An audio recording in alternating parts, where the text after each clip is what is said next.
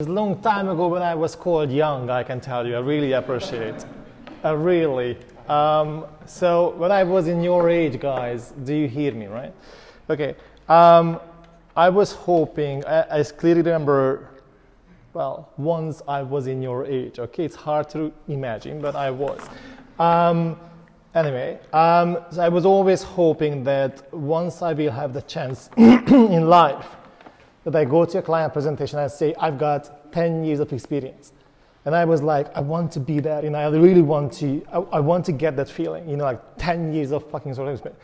And now I have more than 15, and you feel like, oh, I wish I have only 5, because that would be I would be much younger. So don't get old.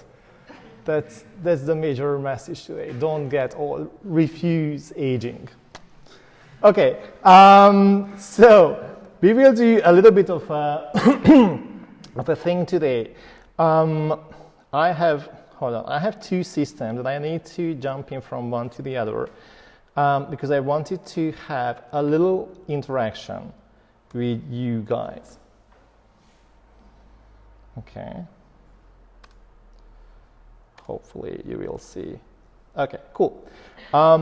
So what we will do today is that, well, we will talk about the future of sourcing, but I really would like to have a interactive session with you, as interactive as it can be. So I ask you to please go to open your mobile phones. This is a session when you can Facebook with your friends during my speech. That's fine. And go to menti.com.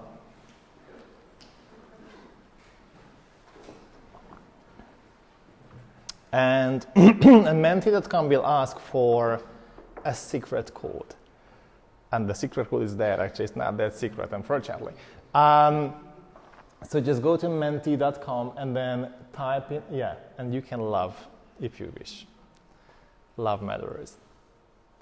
So please type in 71, 72, 61. Ready? Like that. And you always need to hit the submit button. Nope. Refresh it. See? Oh, yeah, you're right. Oh, sorry. See? Now, this is the future of sourcing, It was 71 in the morning, I can tell you. Okay, so now the new number is 56, whatever. You see on the top, right? Sorry. Anyway, keep pushing the hearts. That gives a lot. Oh, look at that. So nice. See? That's why we do it. Because I can see as well. Okay, all is good? All set? Okay. So, imagine in 5 years' time, the stupid HR question. How would you see yourself in 5 years' time? But really, imagine 2025. God knows what will happen. Maybe that's the end of the world. We'll see. But can you think about your potential next role? And what I would like to tell you is that this is fully anonymous. So Milan and Blake and all of these bad boys, they will not see your results, okay? So you can be honest with me. Trust me. Well, trust me, I'm a sorcerer.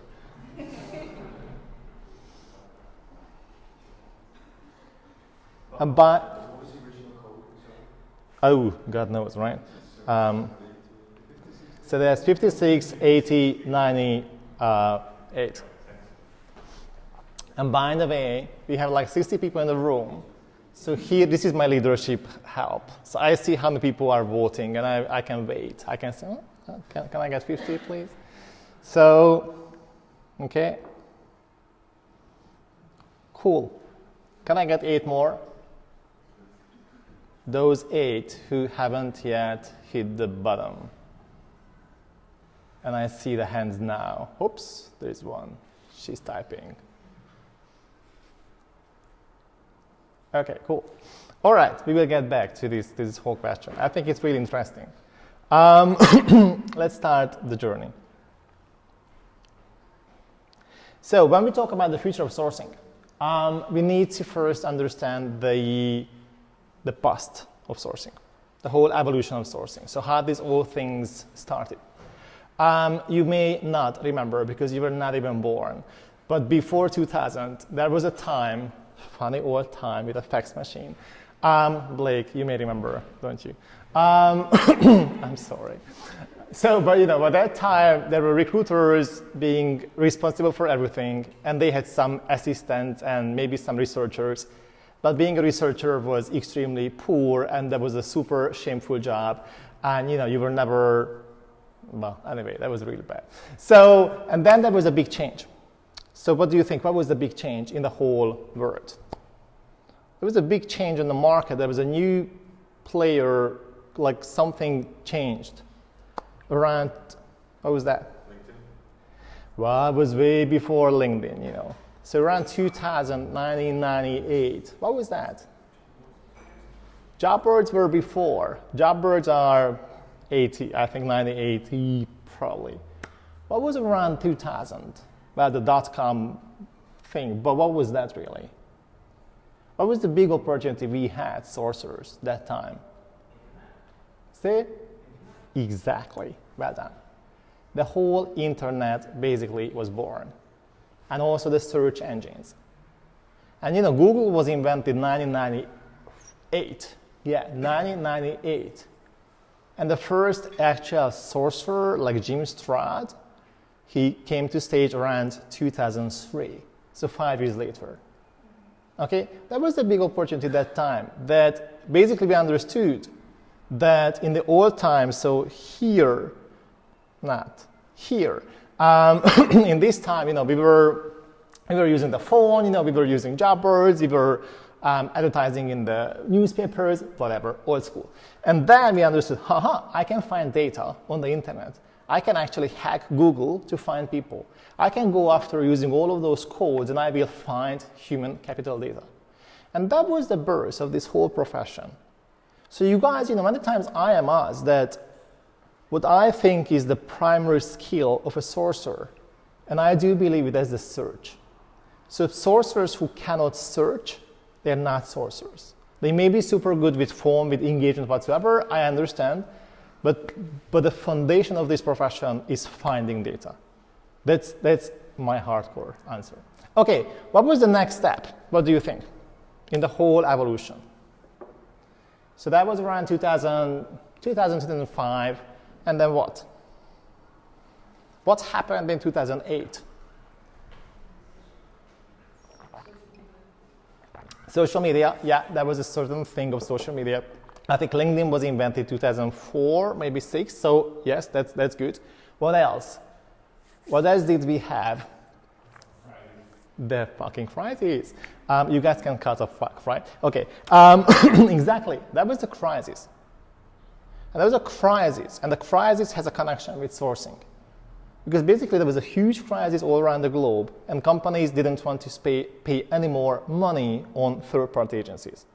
And they really wanted to save money because they had to save money, right? They had to save cost. So they started to bring in sourcing to their company. And that was a big thing, because it never ever happened before.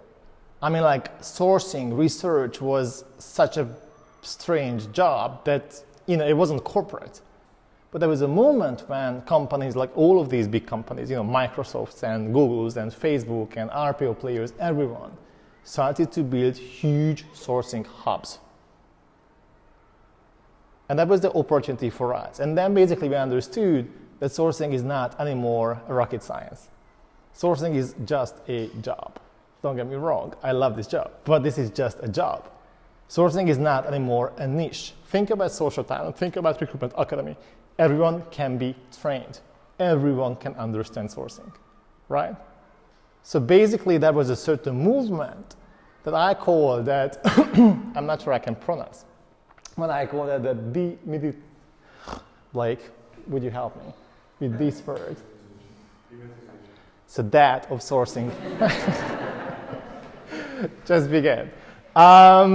Okay, so when we have sourcing hubs and sourcing centers and sourcing shared services, what is the next step? What do you think? Say aloud what you think. You can say as well, what is he saying? Like, do we get lunch here or what? What is the next step? What do you think? So again, going back, So from here, companies wanted to save cost, but they also understood this is a great stuff and this is replicable and scalable, so they can grow it. So they grew it. Then what? Is it the right model? Is it a good thing? Is it working? Is it the nirvana? Come on, wake up. I have a bad habit that I can point out people. In a way, the gentleman in the Hawaii shirt. I can do that. I won't do that. I just wanted to give you an alert that I can do that. So what do you think? Is it the best model ever?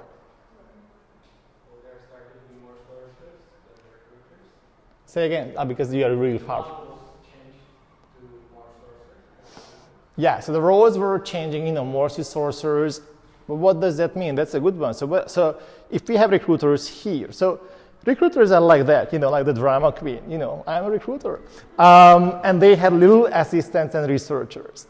And then there was a big team of recruiters, and there was always one person. Yeah, he's the researcher. Like he knows something, but And then they understand, like, okay, I'm the recruiter, and they're like 2,000 of sourcers out there. What is the typical reaction? What is the human reaction? Come on, be honest. Come on. I tried to even play it. They hate it. It's that. They hate it. Why? Because the moment when you separate sourcing, so when you grow up sourcing, when you liberate sourcing, and then you separate sourcing from recruitment, the recruiters start to hate sourcing. Because it's not anymore their thing.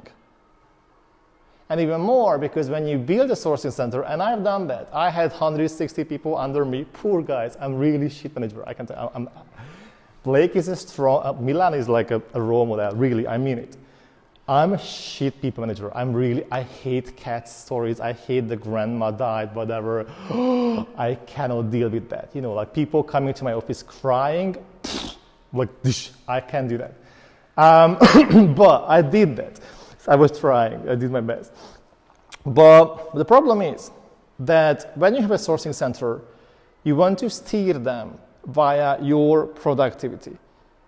What is the sourcing productivity? Is to make candidates, right? To make submissions to new candidate. How do you steer recruitment? You make hires, right? Placements, money, whatever you measure. Now that's not the same goals. Sourcers only have to make candidates. Recruiters have to make money. And this is not the same KPI. And if my sourcer hits his KPI, if he sent you 3 candidates, he's fine. But if the recruiter still is unable to make a placement, she will hate him. Not hate, but she won't feel comfortable. And that's the challenge. And the challenge is that there's a big gap here. Can I touch it? No, I should not. Here's a challenge. There's a gap there. There's a disconnectivity there. And then think about, like we even brought things to East and to, try to support New York from Kuala Lumpur. I mean, that is a disconnectivity clearly, right? And that was a big thing, in our mind that time. It was like, it's great, it's working, it's working as a factory, so we produce candidates, that's fine. But it just doesn't feel good. So what do you do? What would you do if you were me? Easy. And now, be careful. What do you think? What's the next step then? So it's not enough to have a few people who can source. You need scale, right? So you need the expertise, you need the scale, but you need connectivity. What do you do then? You merge. How do you merge? I exclude you from the group, Milan. But thank you. What do you do? Good start. Keep. So. Set up like a mutual goal for both, so they're both in the process. Yeah, you can set up a mutual goal. I tried that, didn't work. I can tell you why. Because the mistrust can be so big. Miss or this? Miss. That, you know, so a recruiter will always have to make more hires, at least 3 times more than a sourcer. And it's, you know, it's like Cain and Abel. It's the same thing. I mean, it's even written in the Bible. You know, people hate each other. So I love it. So that's what we did. Now, look at the animation. This is so powerful. It took me hours to do it. I'll play again, because this is so powerful. I even made a video clip from this one. Boom. So that's what we understood. We call it distributed model, because basically we understood that sourcing is not the job of the sourcer. I say again, sourcing is not the job of the sourcer. Sourcing is everyone's job. And we have to push back sourcing to everyone. Why? Because the moment when, because what was that? You know, like, so this recruiter, well, okay, so just to give you some help to my visual. This is the old school recruiter. She's not sourcing. This is the new type of recruiter. She's old school, but now she's sourcing, so she's not old school anymore. She's new school. And that was a sourcer. And what we understood within my company is that the moment when you push accountability back to your recruiters, well, they have nothing, like, they don't have any more choices, they have to source. But for some cases, we still have to have sourcers, but those sourcers must be equipped and trained, like, better or more deeply than the overall 2000 before. So we built a new ecosystem, if you wish. Okay? And we said that sourcing is not the job of the sourcer anymore.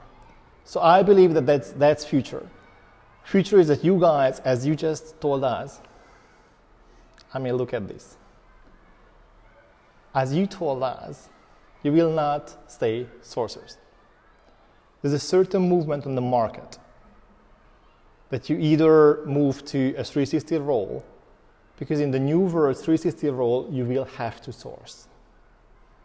Okay? So that is that.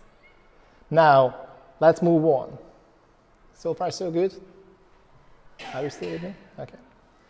So, okay, sorry. Yeah, now, here is the second exercise.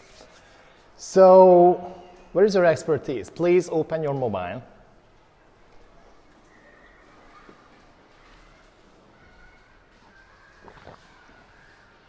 Oh, sorry. You can tell me if you don't see what I see. Yeah, okay. So, it should be there. It should be on your screen, right? So please use the thing and rate your expertise.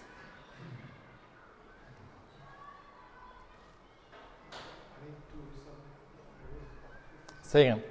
I need to resubmit You need a code again? not just 5680. 8098. 8098. Thank you.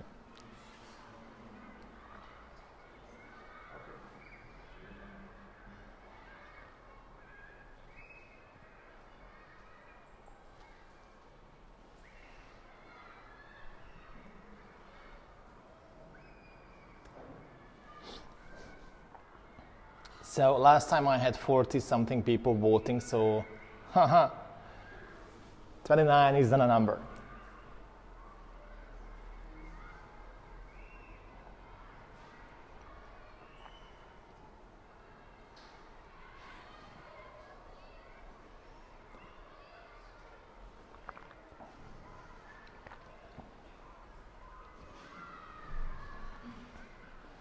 Come on, guys, it's easy. You just need to move those things, you know. You can even lie You can see I'm an expert everywhere. Come on, look at that. Woo, I am. I need 10 more, please. Please. Now, I tell those 10 who haven't yet voted that the challenge is that when I say I need 10 more, that everyone looks at me except those 10, because they do like this. And we know that you are the bad boy. So, can I get a few more? Ready? Okay. All right, really interesting. Okay, cool. I'm interested, but why LinkedIn is not 100% though. Because that, I believe, that should be a basic thing. But really cool. Okay, let me show you why I was asking this. This is really good data. So if you think about, the whole tech evolution, going back to past, that was that, right? That time, the phone, newspapers, whatever, job boards. And then we moved to the LinkedIn, the CRMs, Avature, it's a CRM, it's a candidate relationship. Okay, fine. And then Google. And then we had social media. And then we had these people aggregators. Do you know these tools? Like, have you heard about them? Nope, not really. Nope. A little bit. Okay, so now this is today, right? So this is all yesterday. This is the day before yesterday. This is your grandma, actually, and my father. It's a little bit of a gap between the two of us. Okay, so these plugins and tools help you get contact details about candidates. It's like Lucia, Rocket Reach, all of these things. Makes more sense? You can do like this. That's also helpful. Okay, so this is today. Okay, what else do we have today? Now, these are really interesting, and you need to understand where we are and where the whole world is moving. So, have you heard about candidate ID? Now, okay, so candidate ID is a CRM, if you wish. So basically, what they do is that they pull in all of the archived candidates from the ATS, and they start to feed them with content. I use a Cielo case study. So we had a client, there was a semiconductor company, engineering, and they had something like 4,000-5,000 archived people in the ATS. So people that we never talked to, people like that people, not that people, but like archived people, right? So usually people that you don't touch. People who applied 6 years ago, 10 years ago, whatever.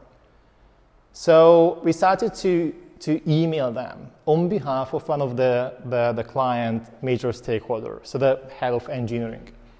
And we started to send them emails. Now the system candidate ID helps us track everything, but I mean everything.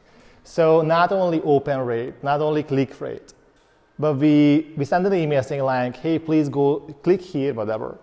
And they went to a landing page, and on this landing page, we tracked everything. That was a honeypot, like really. Wherever they clicked, how much time they spent, where they were coming from, everything.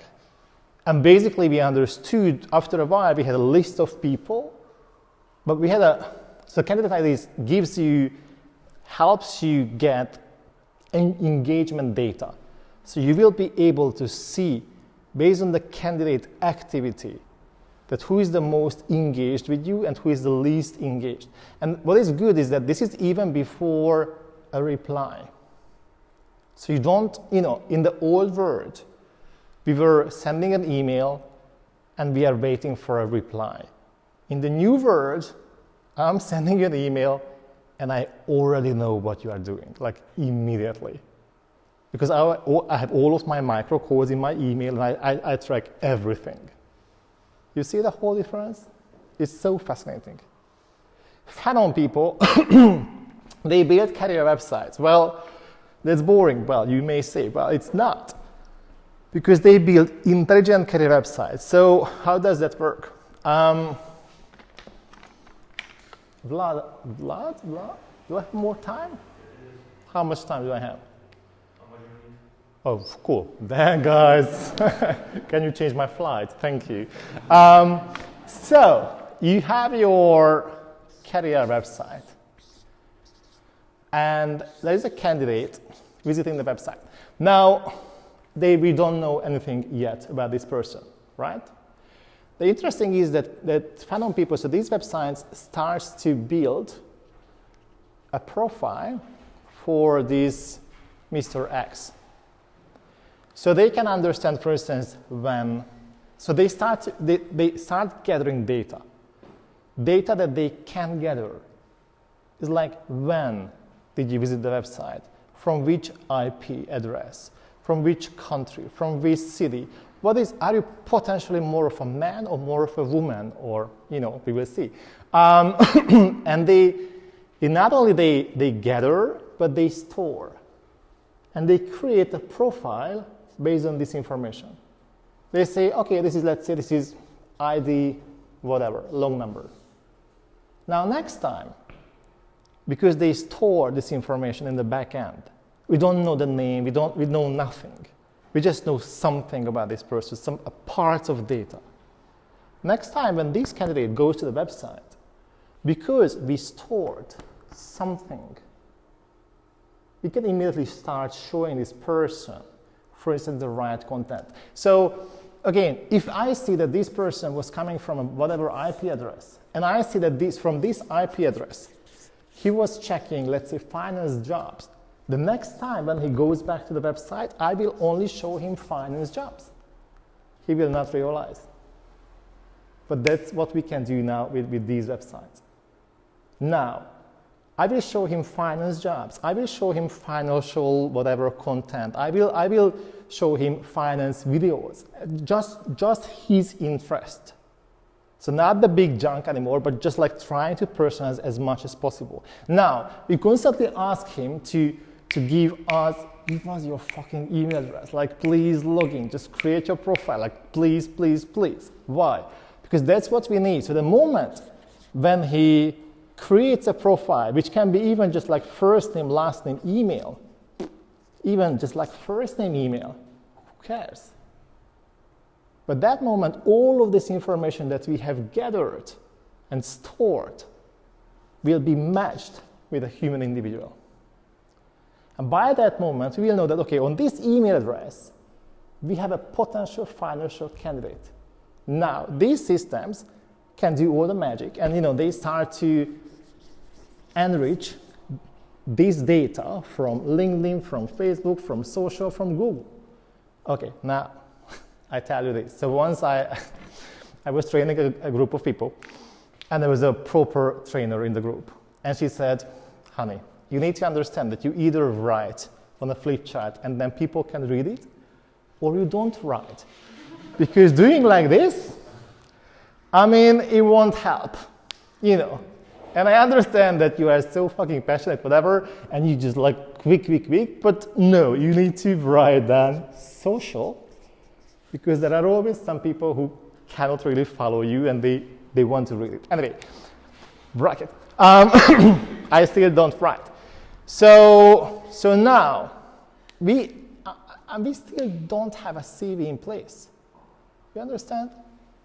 All we asked was the first name and an email. So the candidate's perception is that it's easy. It's like, wow, our data is huge.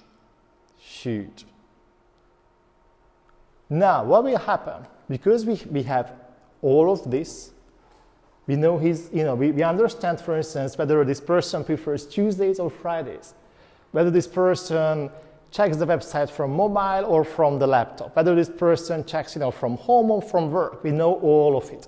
And now we know his first name, now we know the email address. Because of the email, we see his LinkedIn, we can see his Facebook, we can see everything. Now what will happen, we start to send him, and now I write nicely, content, but content tailor-made to him. So that's how the word works today. And that's where we are, actually. And that's what's coming. It is interesting, right? Nope. Anyway, what else we have? We have all of these things. We have data miner, which is like extracting data from the internet. Zapier, you know Zapier.net, right? It's an automation tool. So you can build automated actions, like if someone reads my email, send him or her an auto reply. If someone would like my Facebook, now I tell you this, so I have a boyfriend, right? I'm gay, it's not secret, I guess. So I try to behave, actually. This is my behaved mode, by the way. You know, I'm not that big queer today. So so we have a hashtag with my boyfriend. And whenever he's posting, I was so annoyed that he's posting, a little bit making up, okay? But whenever he's posting, he's using that hashtag, and I'm traveling or I'm with you guys, whatever, so I do not see that one. I wanted to track. So I set up an alert for myself that whenever that hashtag is used, I want to get a Facebook Messenger auto message to me that your honey has posted again a picture about you. So whatever, you can set it. So you can automate things. You know, you can connect these applications together. You can, you know, whatever. You can, for instance, Zapier. So if you know that your target company is having a family day or a job fair or whatever, and you know that people will tweet or will share any content with a certain hashtag, you can set up saying like, if anyone is using that hashtag in a tweet, please store all that information in an Excel file on Google Drive. So by the end of the day, how nice is it, right? By the end of the family day, you will have millions of tweets in front of you from all the people from the family day. So nice. And you can automate it. So you don't have to go to the family day, you don't have to stalk, you don't have to do like this. Yeah, I also work for this company. No, you don't have to do that. Well, I did that before, by the way, because I'm old. Oh yeah, come on. We did all of these things, right? Oh gosh. So, what do you think? Who is brave enough to come here and to show that what is the toolkit of the new recruiter and what is the toolkit of the super sourcer? Who can show us? What do you think?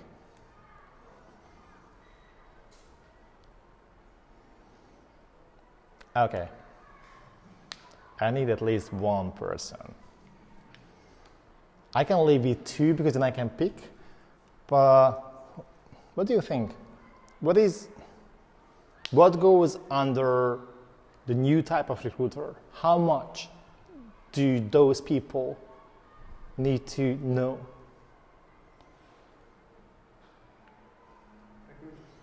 Recruiters versus sourcers. Okay, well, I can show you what I think, but I might be wrong. But that's what I think. A tiny bit goes to sourcing and the rest stays with recruiters. Because those things are not anymore rocket science. I can tell you that I am teaching data miner how to extract data to regular recruiters at Cielo. And by the way, surprisingly, not kidding, they can learn it. The reason why I'm saying surprisingly because 5 years before, we were so far from tech. We were so non-tech driven. You know, we were so like, do you know how can I switch on the fax machine? You know, today, you know, we live in a world when you guys have these, and you know, you download the app, you do your stuff, you know, you pay with your phone, it's just like that. So we are really tech driven. And in the new world of recruitment, recruiters, surprisingly, will be also tech driven. And all of those white things, they will have to manage. Now I tell within Cielo, not everyone, okay, I'm not lying, not everyone. But we are working to get the regular recruiters to be able to manage all of it. And I call a sourcer if they have knowledge in this sphere. Because that will be the new sourcer. Now, a new game. This is a little bit more complicated, but please open your phone. And I'm asking you to build a ranking. So what do you think? What is the most important task of a sourcer today? Now, you have to select one and then add a new one, okay? So you have to rank 6 things. Again, in the first box, please select one, and then there's the add new or something, and then add the second, the third, and whatever, okay?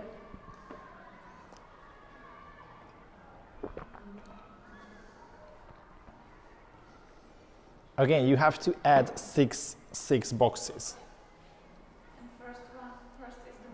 First is the most important, correct. First is the most important, and then the second, and then the third, and whatever. Now you see it, right? Exactly. Super. And now you will see how your colleagues basically change the whole word.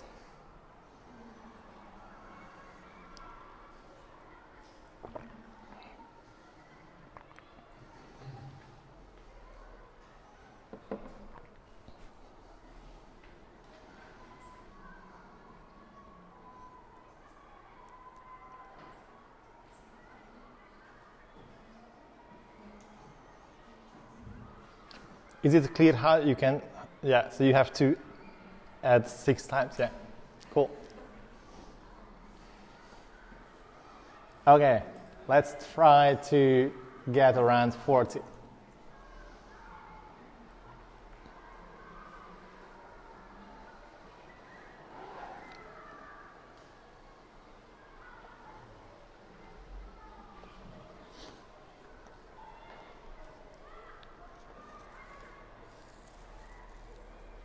Cool.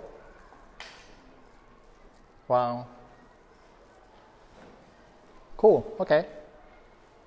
Excellent. So you guys are saying that actually to find people is still the most important part of a sourcer, right?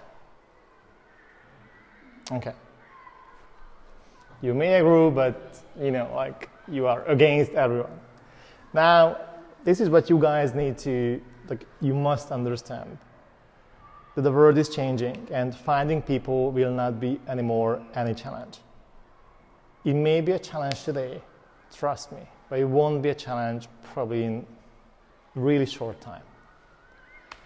So if I think about our job, this is what we do. We search, we match, we connect, we engage, we screen, and we submit. And we have 3 threats in front of us. Well, it may not be a threat, it may be an opportunity. One is automation. Second is AI and machine learning and all of those things. And the third is the candidate-driven actions. Now, let me tell you what is this. So, within Cielo, we built a process that we have overnight search capability. It's just an integration with job boards. So basically, our recruiters build a Boolean string in the system in our CRM. They go home. And the system starts searching within job boards and other places overnight and pulling in all of the profiles to the system. Now, that's where we are. What we can do already is that we can automate the first connection with those people. So we can say like, hey, we find you, hey, whatever, we find your profile in whatever, we have a job, if you, please get back to us. It can be a template and it can be all automated. And even the candidate, if the candidate says yes, we can automate that reply as well. Even we can, and that's what we do, we can, for instance, a candidate-driven action, we send them a self-schedule link. So we say, let's say, so we set the Boolean string, I do like this because that's how you think. We set the Boolean string, we search, we pull in data, we send an auto email. They may reply, we send an auto reply saying like, please schedule yourself the time. They schedule, and that's the first time when we actually do anything with this job. Wow. You didn't have to do anything before. Now, interestingly, in Prague, so Czech is the only country where our recruiters are telling us that the self-schedule doesn't work. Like Czech people seem to hate the self-schedule. Okay. It's your fun, I don't know, I don't get it. But really, we have data telling that Czech candidates refuse to self-schedule because they want to get a proper schedule. Hey, however, I know. So that's automation. That's actually AI. We are working, so we are looking for partners, how we can do the matching even better. How we can build in those CV ranking systems, that will help us match. So basically, when you guys were telling me that, like the number one job, come on, go back, honey. So this can actually really easily change. Okay? So automation can basically change your whole job. And I'm not here to, to scare you. And again, we are Eastern Europe, so we will survive everything, right? Come on. We survived Russia. Woo! Let's see the next 5 years. But they may have a second chance, just kidding. But these things, will definitely change. Like change probably much quicker and shorter than you may think. All of these solutions, that there are video interview platforms. So you send a link to a candidate. The candidate do self-recording. Again, you are not involved anymore. And the system can analyze the emotions on the face. So there are face recognition and emotional recognition systems already in place. That basically just like they measure like trillions of points on your face, on a human face. And depending on how those things move, they know whether you lie, whether you are happy, whether you are uncomfortable, whether you are stressed, whatever. They will understand. So they will ask a challenging question from you, and then they will measure how you immediately react. You are not involved anymore. So how can you work as a sourcer, okay? Sometimes I ask this question from myself, so it's good to come to you guys, it's a pleasure. But what about 5 years? I think it's really a threat. So I believe that we will work on niche profiles. So it's back to, school, more executive, more critical positions, more IT, but really niche. I mean, finding a Dutch-speaking help desk person is not a challenge anymore.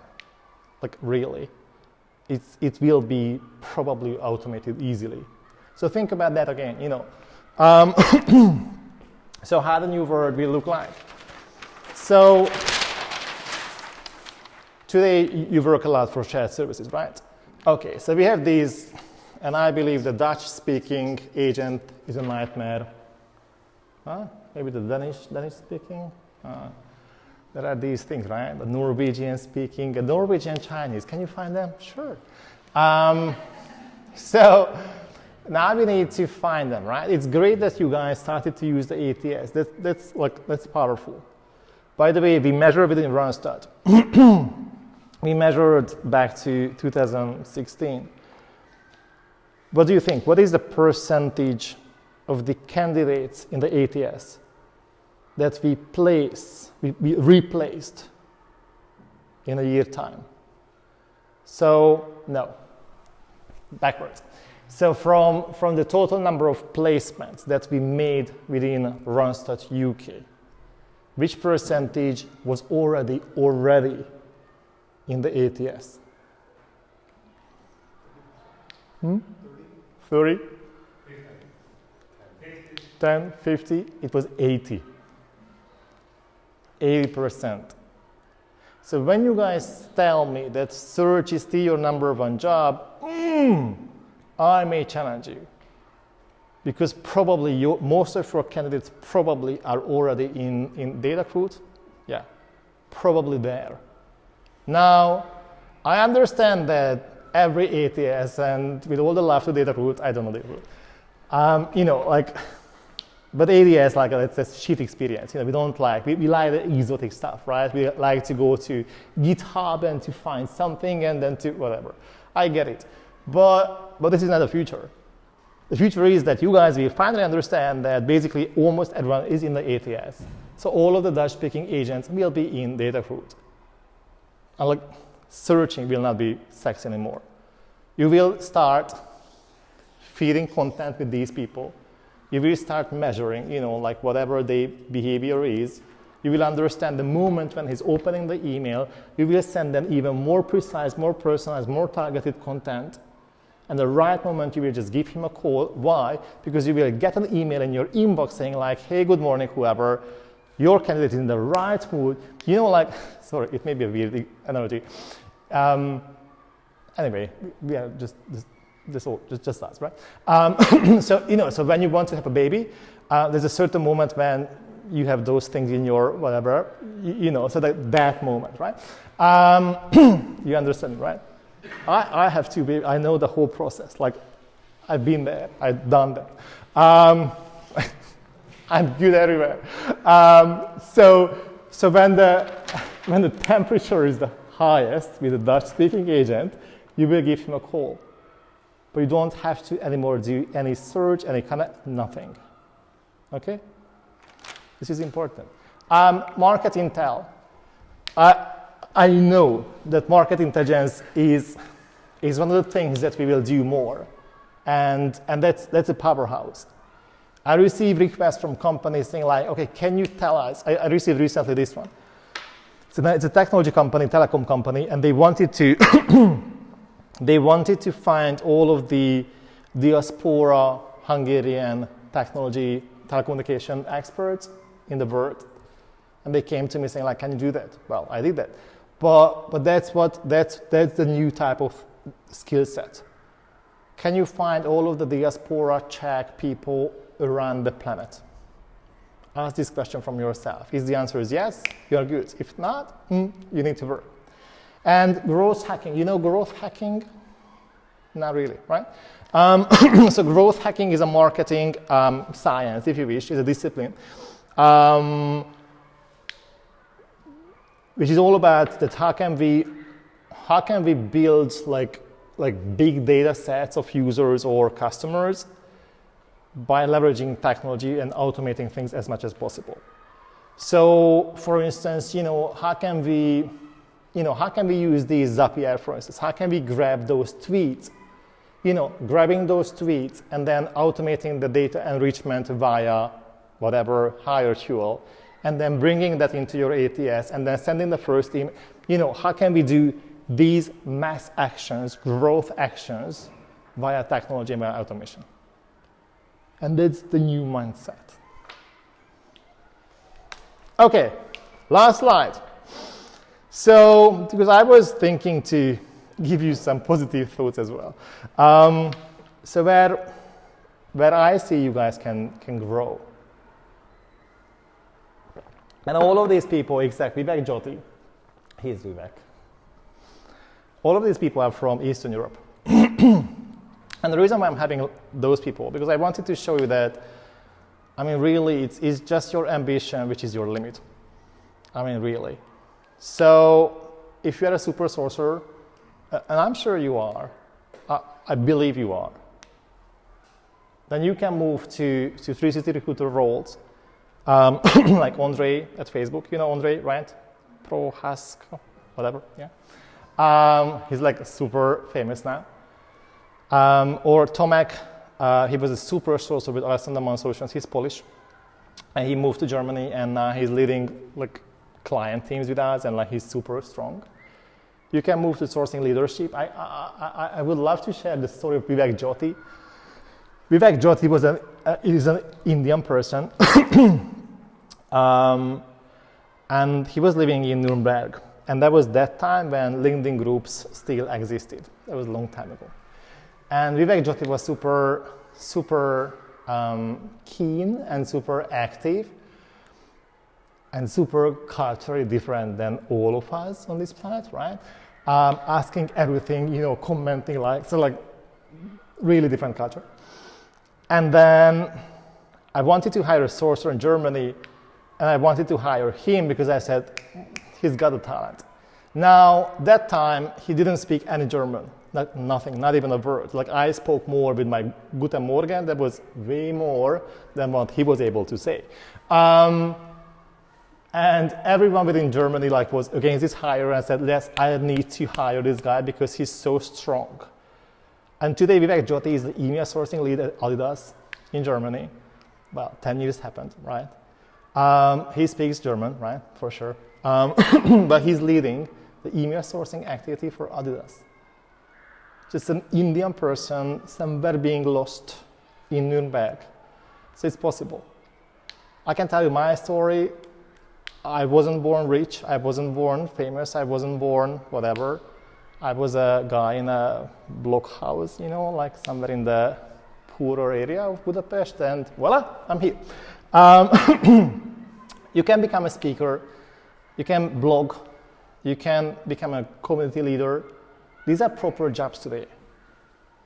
I would say 40% of my job is speaking, which for me is like a bit of a shame. Like, not shame, but it's a weird job. Because this is my job, I speak. We all speak, right? But I'm paid for speaking. And not by you, by the way. You know, it's important, right? So just no. We don't go there. How much did you get? No, I get nothing. I do it for my friendship. And you know, you can move to training, because training will always be there. And you can move to the whole entrepreneurship world with these guys and with Jose and Blake and Milan. So I would say it was 2000 early when I started this job. And that time the opportunities I was facing was minimal, because I was a researcher, so I could have become a senior researcher. How nice. Wow, thank you. Even a 10% raise? Wow. I'm not sure I can handle that. Now, for you guys, we live in a world where you have all of it in front of you. One thing is important, that it all comes from here. If you know that one, that you can get there. If you don't know that one, then leave the room. So, let's get back to the phone and let me ask the same question. After all of it, in 2025, please open your mobile. What do you think now? What will you do?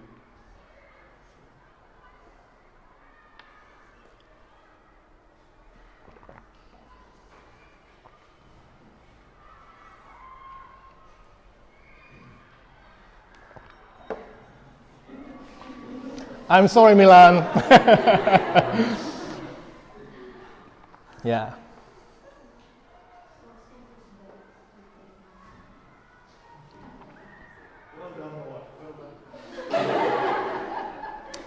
All right, cool. Well, thank you guys. That was good fun. Hope you enjoyed. You will get the slides. So I can export you all of it. I think it's really interesting. So, and I think that's really it talks about today. All right, that was it. Thank you.